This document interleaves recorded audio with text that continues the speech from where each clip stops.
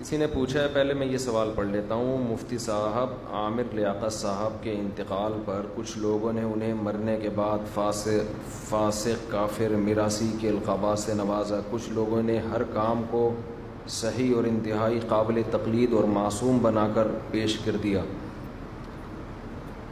اس بارے میں آپ اپنا موقف بتائیں، ساتھ ساتھ ان میمرز کو بھی نصیحت فرما دیں جنہوں نے ہنسی مذاق میں کوئی حد اور لمٹ ہی نہیں رکھی ہوئی۔ جس کے پیچھے پڑ جائیں اسے شدید ذہنی دباؤ اور ڈپریشن میں مبتلا کر دیتے ہیں۔ انسان سے غلطیاں ہوتی ہیں، عامر لیاقت صاحب سے بھی کچھ غلطیاں ہوئی ہیں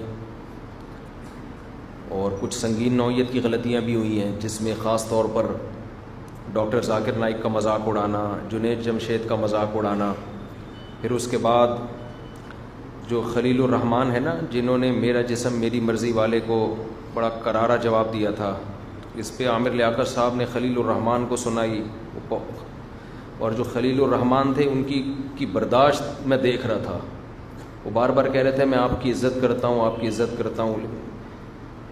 بہت یعنی ایسے موقع پہ برداشت کرنا بڑا مشکل ہوتا ہے۔ ایک حق بات میں آپ لبرل لوگوں کو فیور دے رہے ہو، جبکہ آپ پر ایک مذہب کی بھی چھاپ ہے، آپ ایک مذہبی اسکالر بھی سمجھے جاتے رہے ہو۔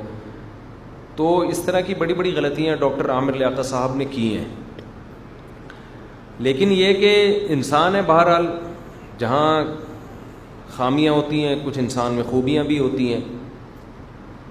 تو اب اگر آپ نے کسی کی کوئی خامی کو بیان کرنا ہے تو وہ بھی اعتدال کے دائرے میں ہو۔ یہ میراثی جیسے الفاظ اور کافر، فاسق، یہ الفاظ یہ کسی کے بھی شایان نشان نہیں ہے۔ اس سے انسان اپنا خاندان بتا رہا ہوتا ہے کہ میں کس خاندان سے بلونگ کرتا ہوں۔ باقی یہ کہ خوبیاں بھی اعتدال سے بیان کی جائیں، اگر کوئی خوبی ہے تو اس کو بھی اعتدال سے۔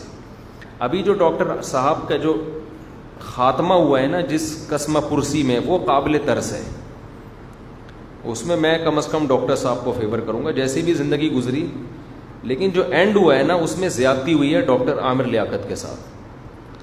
اب کیا زیادتیاں ہوئی ہیں وہ میں بیان کروں گا تو فیملی کے مسائل بھی آ سکتے ہیں ان کے، اور بچے بھی آ سکتے ہیں، بہت ساری باتیں ہو سکتی ہیں، پھر وہ میں زیادہ اس میں نہیں جاؤں گا۔ لیکن بہرحال ایک مظلومانہ موت ہوئی ہے۔